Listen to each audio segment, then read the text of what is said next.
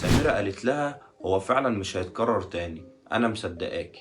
وراحت قايمة ماسكاها هي وأحمد ابنها وربطوها بحبل، وراحوا جايبين 5 وصلات أمانة ومضينها عليه، وبعدين قطعوا هدومها كلها وصوروها وهي عريانة تماما، ونزلوا ضرب عليها بالعصاية وعلى دماغها، وكمان كانوا بيضربوها بآلات حادة في أماكن حساسة. جريمة النهاردة من أبشع جرائم الانتقام اللي هتعدي عليك في حياتك. أحداثها هتخليك تقول عليها إنها مش واقعية ومستحيل حد يعملها، لكن للأسف الأحداث حقيقية ومتسجلة في مركز شرطة كفر صقر بمحافظة الشرقية في مصر. القصة حصلت في مصر في منطقة أبو كبير في محافظة الشرقية. كان في واحدة اسمها هدى، وكانت من أسرة فقيرة جدا، لكن في نفس الوقت كانت جميلة وجمالها ما كانش طبيعي. أهلها جوزوها من واحد على قد حاله، بيشتغل باليومية ويدوب مكفي بيته، بيخرج كل يوم الصبح وما بيرجعش غير آخر اليوم، وأوقات كان بيتأخر لبالليل. جوزها الظروف ما كانتش مساعداه، لكن في نفس الوقت كان بيحاول يمشي أموره وأمور بيته. ومع مرور الأيام والسنين هدى خلفت منه 5 أطفال، وحياتهم كانت طبيعية جدا ومفيش أي مشاكل، لحد لما جه يوم جوزها كان راجع فيه من الشغل،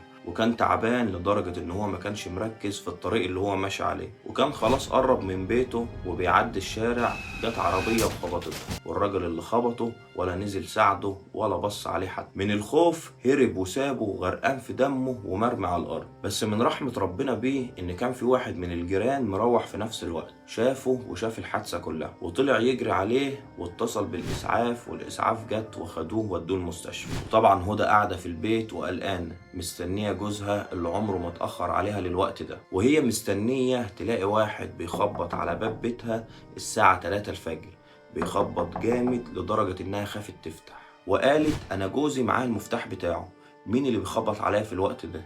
لحد لما عرفت إن اللي بتخبط ديت جارتها، وقامت فتحت لها الباب على طول. جارتها قالت لها الحقي جوزك، في عربية خبطته وهو دلوقتي في المستشفى. هدى انصدمت من الخبر وما كانتش مستوعبة أي حاجة، لكن في نفس الوقت طلعت تجري على أوضتها ولبست هدومها بسرعة وطلعت على المستشفى، وبدأت تسأل الدكتور عن جوزها وعن حالته الصحية، وكانت مستنية إن الدكتور يطمنها ويقول لها جت سليم. لكن للأسف رد الدكتور قلب حياة هدى 180 درجة. قال لها إن جوزك عنده شلل كامل ومش هيقدر يتحرك تاني أو حتى يخدم نفسه، وهيحتاج فترة كبيرة أوي من العلاج علشان يخف، وربنا يعينك ويشفهولك. وفي اللحظة دي هدى عرفت إن المسؤولية كلها هتكون عليها، مسؤولية بيتها وجوزها وعيالها ال5. وبصراحة هدى ما قصرتش في أي حاجة من الحاجات دي، وبالذات مع جوزها كانت بترعاه ومهتمة بيه، لدرجة إنها كانت بتدخله الحمام وبتساعده في أموره الخاصة،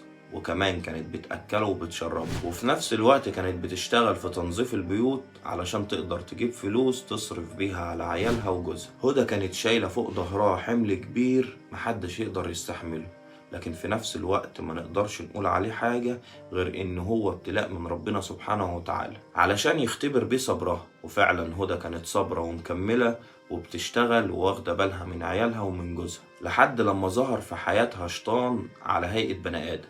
ومن هنا الأحداث الغريبة كلها هتبدأ. كان في شخص اسمه حمادة ساكن في منطقة قريبة جدا من المنطقة اللي ساكنة فيها هدى، وكان يوميا بيشوفها وهي داخلة خارجة من البيوت اللي بتشتغل فيه، وكان بيراقبها لحد لما تروح. حمادة أعجب بهدى من شدة جمالها، وبدأ يسأل عليها لحد لما عرف حكايتها بالكامل، وعرف إن جوزها مشلول، وإنها أم ال5 أطفال، وساكنة في بيت بسيط جدا جنب حاويات الزبالة، أعزنا وأعزكم الله، وحالتها صعبة جدا ومحدش يقدر يستحملها ولا يكمل فيها. وهنا الشيطان بتاع حمادة يظهر ويفكر بدماغه ويخليه يبص لظروفها الصعبة ويطمعه فيها، وما بقاش شاغل تفكيره ولا في حاجة في دماغه غير إن هو إزاي يوصل لهدى وياخد غرضه منها. وده اللي خلاه يراقبها طول النهار علشان يلاقي فرصة يقرب فيها منها. حمادة كان متجوز من واحدة اسمها سميرة، ومخلف منها ابن عنده 19 سنة، يعني حمادة ما كانش مراهق عشان يتصرف التصرفات الغريبة دي. في يوم حمادة كان بيراقب فيه هدى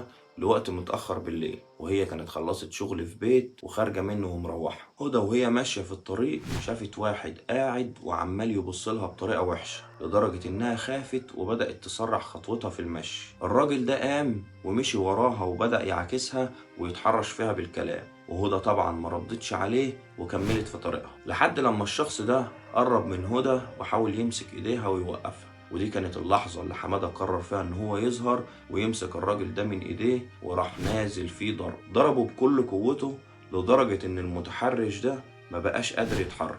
هدى ما كانتش مصدقة اللي حصل، وشكرت حمادة جدا وروحت على بيتها بسرعة من الخوف، وما كانش في أي حاجة في دماغها غير إنها تعرضت لموقف وحش وفي واحد أنقذها منه. المهم عدى كام يوم على الموقف ده وما حصلش فيهم حاجة، لحد لما حمادة شيطانه جاب له فكرة جهنمية. الفكرة دي كانت عبارة عن إن حمادة هيأجر واحد بلطجي ويخليه يروح للبيت الفلاني ويخبط عليه، هتفتح له واحدة، هيروح مهددها بالسكينة ويحاول يسرقها وياخد فلوسها، وهو أول ما يطلع له هيخاف منه ويهرب على طول. حمادة الأفلام الأبيض وأسود كانت مأثرة عليه جامد، لكن في نفس الوقت فكرته جابت نتيجة ووصلته للي هو عاوزه. المهم حمادة جاب البلطجي والاتنين اتفقوا، والبلطجي راح لهدى، وأول ما فتحت له الباب مسكها من رقبتها وحط عليها السكينة وقال لها هات الفلوس اللي معاكي وشنطتك وإلا والله العظيم هذبحك. هدى قالت له حرام عليك سيبني، أنا أم ال5 أطفال وجوزي مشلول وهم ملهمش أي حد غير. في اللحظة دي حمادة طلع ومسك البلطجي من رقبته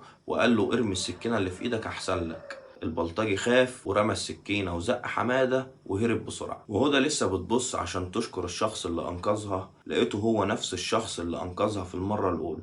انصدمت وقالت له هو في إيه بالظبط؟ مرتين اتنين تنقذني؟ حمادة قال لها سبحان الله، الصدفة جمعتني بيكي مرتين، على فكرة أنا بيتي قريب من هنا وعلى طول بتمشى في الوقت ده بالليل، وسمعت صوت عالي قلت أكيد في حد محتاج مساعدة، وفعلا طلعت لقيت الموقف ده وما كنتش أعرف إن انتي. طبعا هدى التمثيلية دي كلها دخلت عليها وصدقتها، وبدأت تحس وتعرف قد إيه هي تعبانة ومحتاجة راجل في حياتها يحميها ويدافع عنها، وخصوصا إن جوزها مشلول وإنها أم ال5 عيال. وده كان مدخل الشيطان لهدى، أو بمعنى أصح ده المدخل اللي الشيطان حمادة كان بيلعب عليه. حمادة عارف كل الكلام ده وبيستغله علشان يوصل لغرض معين، وهو اللي حاططها في كل المواقف دي علشان يقدر يأثر عليها. وبدأ يكلمها ويقول لها ما تفهمنيش غلط، انت ست جميلة وزي الفل ودايما بتخرجي في وقت بالليل ومتأخر وأكيد محتاجة حد يحميكي. خدي رقمي علشان لا قدر الله لو حصل حاجة تاني تقدري تكلميني وأقدر آجي وأساعدك.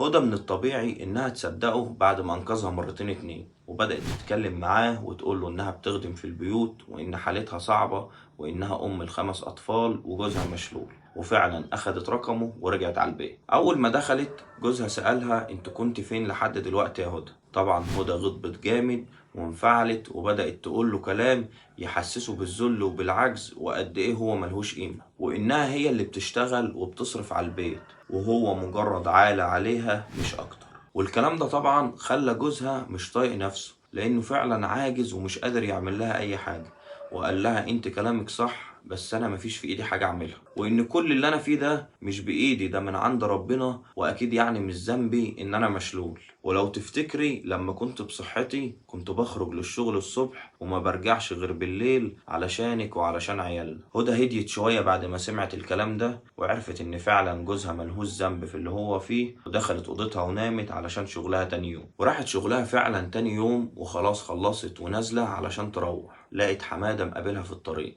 وبيقول لها ايه، انا قلقت عليكي جدا، لا اتصلت عليا ولا بعت لي رساله حتى، فقلت انزل واطمن عليكي. هدى قالت له بصراحه انا اتخانقت مع جوزي امبارح بسبب اني اتاخرت معاك بره بعد موقف البلطجي ده. طبعا حماده فرح من جواه بمجرد ما سمع ان في مشاكل ما بينها وما بين جوزها، وقال هو ده الباب اللي لازم ادخل منه. قال لها يعني هو بيتخانق معاكي بعد كل اللي بتعمليه علشانه؟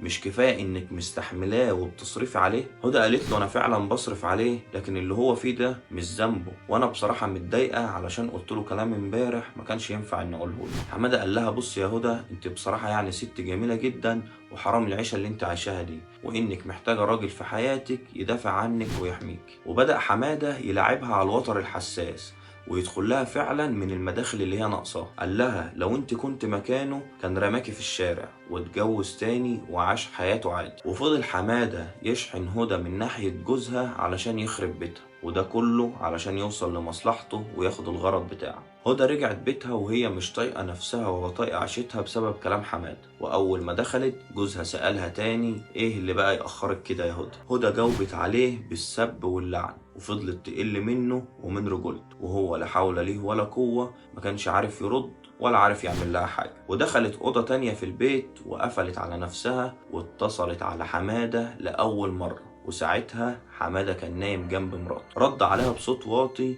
وعرف إنها هدى، فعلى طول خد التليفون وخرج بره الأوضة وبدأ يكلمها. هدى قالت له: أنت بتتكلم بصوت واطي كده ليه؟ هو أنت متجوز ولا قاعد جنبك حد؟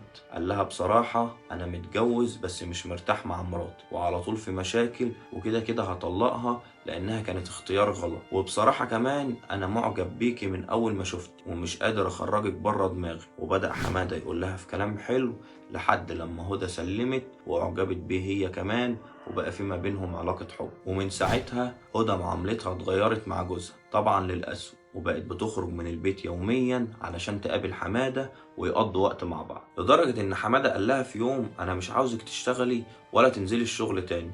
هدى قالت له: ما ينفعش، لو ما نزلتش الشغل هصرف على بيتي وعلى عيالي منين؟ حمادة قال لها: مالكيش دعوة بمصاريف بيتك، كلها عليا من النهارده.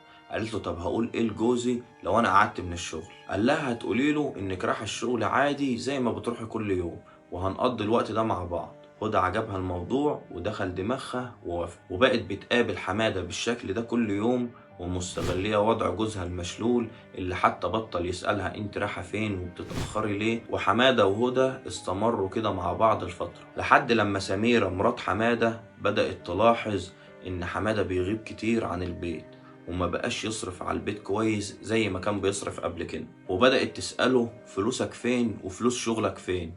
حمادة كان بيتحجج لها بكذا حجة، وبدأ يقول لها مثلا انه مسلف واحد صاحبه فلوس ولسه مرجحهاش، او ان في ناس بلطجية طلعوا معاه ثبتوه واخدوا الفلوس اللي معاه، وكذا حجة كده. مراته اصلا ما كانتش مصدقاهم، لكن ما كانتش عارفة تعمل ايه، فكانت بتسب وتلعن فيه وتخلي حياته كلها نكد على قد ما بتقدر. بس الموضوع زاد عن حده واتكرر كتير، وسميرة مرات حمادة ما بقتش قادرة تستحمل، وقالت ان هو اكيد متجوز واحدة تانية وبيصرف عليها الفلوس دي وسايبني انا وابنه من غير مصاريف. فبدأت تفكر هي هتتصرف ازاي وتعمل ايه، لحد لما جه في دماغها خطة شيطانية خبيثة، وهي انها ما تشككوش في اي حاجة ولا تسأله عن الفلوس تاني، ولا انت بتتأخر ولا ما بتتأخرش. بالعكس تماما، جوزها لما رجع البيت قابلته بوش مبتسم وعملت له الاكل اللي هو بيحبه وجهزت له العصير وخلت اموره كلها تمام. حمادة قعد ياكل وكان مبسوط وبيشرب العصير،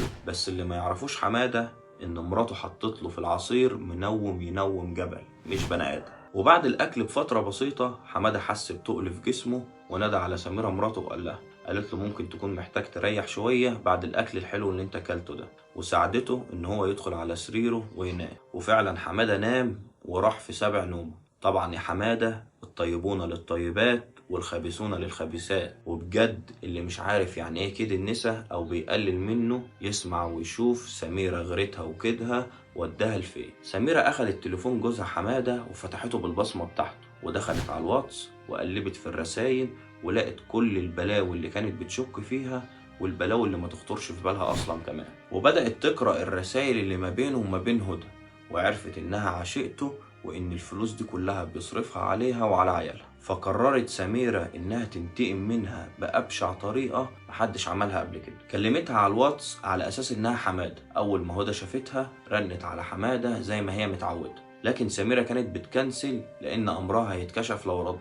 وقالت لها في رسالة: انا مش هينفع اتكلم تليفون لان مراتي نايمة جنبي، هكلمك واتس. هدى بعتت رسالة على الواتس وقالت فيها: انا بصراحة زهقت يا حمادة ومش قادرة استحمل، وبدأت أعمل مشاكل كبيرة مع جوزي عشان يطلقني وتتجوزني أنت زي ما قلت لي. طبعا سميرة قاعدة بتقرأ الكلام ده ومقهورة، والغل ماسك في جسمها وماهيش قادرة تتكلم لأن ما ينفعش تكشف الموضوع ده، وكملت معاها لحد لما خلصت. وفضلت سميرة قاعدة طول الليل هي وشطانها تفكر هتعمل إيه تاني يوم، واللي فكرت فيه ووصلت له كان مصيبة أكبر من اللي هي فيها. تاني يوم نادت على ابنها أحمد وقالت له: تعالى يا ابني شوف أبوك بيعمل إيه، أبوك عاشق واحدة وماشي معاها في الحرام وبيصرف عليها كل فلوس. حمادة طبعا صحي من النوم مش فايق ولا فاهم حاجة من المخدر اللي هي كانت حاطه في العصير، وسألها: إيه اللي أنت بتقوليه ده؟ وابنهم كمان جه وماهوش فاهم حاجة من كلام أمه، وسألها: في إيه يا ماما وإيه اللي أنت بتقوليه ده؟ قالت له: أبوك حصل منه كذا وكذا،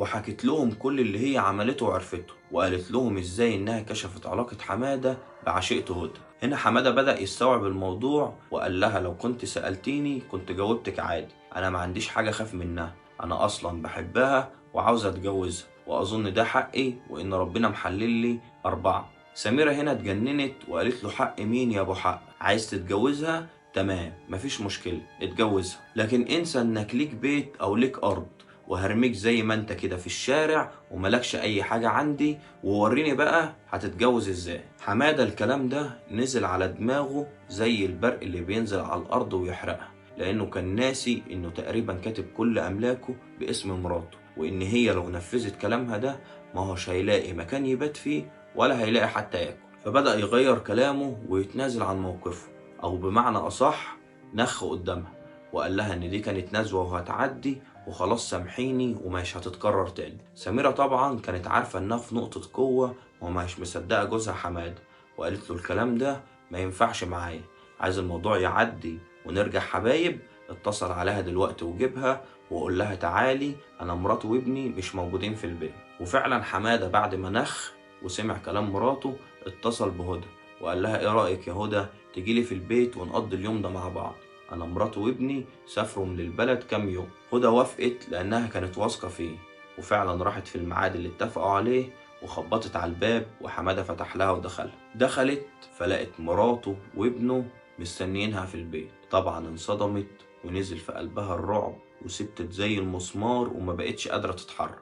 سميرة طبعا قابلتها وقالت لها انت بقى اللي بتضحكي على جوزي وعايزة تخطفيه مني وبتسرقي فلوسه، انا هشرب من دمك وادفنك هنا دلوقتي. هدى قالت لها والله ابدا، حمادة جوزك هو اللي كان بيمشي ورايا وهو اللي بيكلمني ومفهمني ان في ما بينك وما بينه مشاكل وانه كده كده هيطلقك. وبدأوا يدخلوا في جدال ملهوش نهاية لحد لما سميرة قالت لهدى بصي انت كدابة، مفيش راجل بيبص لواحدة الا لما يشوف في عينيها انها عايزة وموافقة. هدى حست انها دخلت في حارة سد، قالت لهم طيب انا ايه المطلوب مني دلوقتي؟ انا عايز ارجع لبيتي ولعيالي، انا غلطانة وانتم عندكم حق والموضوع ده نسوه ومش هيتكرر تاني.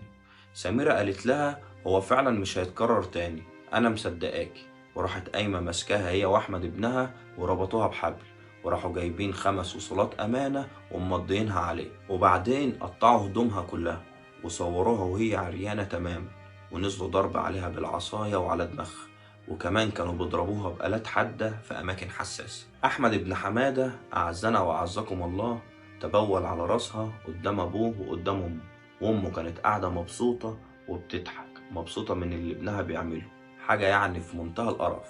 وبعدين سميرة قربت منها وقالت لها كلام ما ينفعش إن أنا أقوله، وقالت لها صدرك ده اللي بتجذبي بيه الرجالة؟ وراحت جايبة سكينة وقطع ربعه بالظبط، وبعدين مسكت راسها وحلقت لها شعرها زيرو، يعني شوهتها بطريقة بشعة ومحدش يتخيلها. هدى طبعا كانت بتصرخ لكن من غير فايدة، فضلوا يعذبوا فيها لمدة يومين 2 وبعدين سابوه. بس اللي انا مستغرب له ازاي حمادة واقف يتفرج على واحدة هو المفروض بيحبها وسايب ده كله يحصل فيها؟ فين الراجل اللي كان بيقول لها انت عايزة واحد يحميكي ويدافع عنك؟ فين الكلام ده؟ اختفى مرة واحدة. وبرضه ليه مراته عملت كل ده؟ خلاص هي عرفت الحقيقة وواجهتها وواجهت جوزها، وكمان خلتها تمضي على 5 وصولات أمانة. ايه الاستفادة من كل ده؟ كانت تقدر تسجنها بعد كده لو هي عايزة، ايه اللي يخليها تعمل كل الحاجات دي؟ لو انت عندك إجابة للأسئلة ديت اكتبها لنا في التعليقات وشاركنا بيها. المهم بعد ما عدى يومين سابوا هدى تمشي وهي أصلا كانت خلصانة وماهيش قادرة تتحرك من كتر اللي حصل فيها. طلعت هدى على مركز الشرطة وحكت لهم اللي حصل معاها بالظبط، وفعلا الشرطة اتأكدت من كلامها بعد ما عملوا لها التقرير الطبي، وطلعوا على بيت حمادة وقبضوا عليه هو ومراته وابنه. ولما الشرطة واجهتهم بالتهم المنسوبة ليهم اعترفوا بكل اللي هم عملوه كله. وسميرة قالت ايوه فعلا انا اللي عملت كده ومش ندمانة، دي واحدة كانت عايزة تخطف جوزي مني. سميرة سلمت نفسها لشيطانها وعملت كل الحاجات دي بدون اي مبرر، وكانت نهايتها السجن هي وابنها وجوزها. وبكده الفيديو بتاعنا يكون خلص. اتمنى يكون الفيديو عجبكم، ما تنساش اللايك والاشتراك وتفعيل زر الجرس عشان توصلك الفيديوهات الجديدة.